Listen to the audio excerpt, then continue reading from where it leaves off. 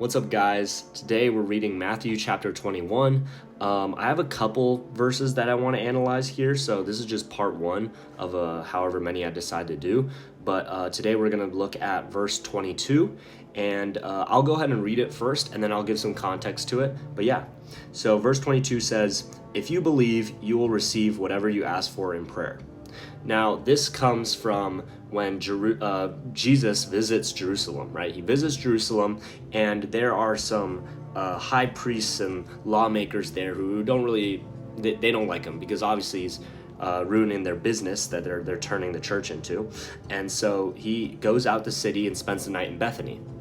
But when he comes back in the morning, he's pretty hungry, right? He just went out to Bethany, and now it's early morning. He's coming back to Jerusalem, and on the way back, he sees a fig tree by the road, and he sees this fig tree, and he's hungry, so he goes up naturally to see if there's any food, and when he gets there, there's only leaves, there's no food. So he curses the fig tree. He's like, "May you never bear fruit again." And immediately the fig tree just withers away. And so the disciples are astonished by this. They're like, "Well, how'd you do that? How'd you make it wither away?" And Jesus, essentially, this is where verse 22 comes in. He says, "Well, if you believe enough in what you're asking for and what you're looking for, and you believe that God, what you're asking the Lord to do, it will happen," right?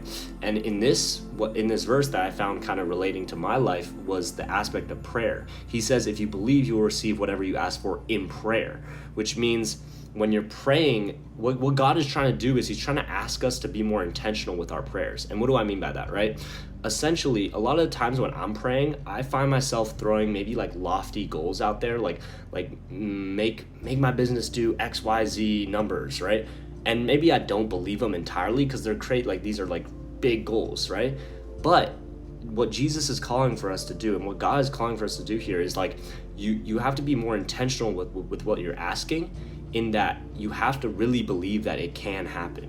You can't just say, make me 6'4" tomorrow, right? That's an unrealistic thing, and that's something that you don't even believe in, right? So if you believe in what you're asking for, you can receive whatever you want.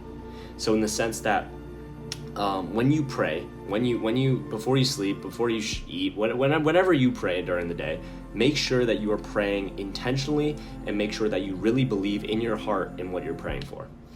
I hope this helped, and that's part one. I'll see you guys in part two.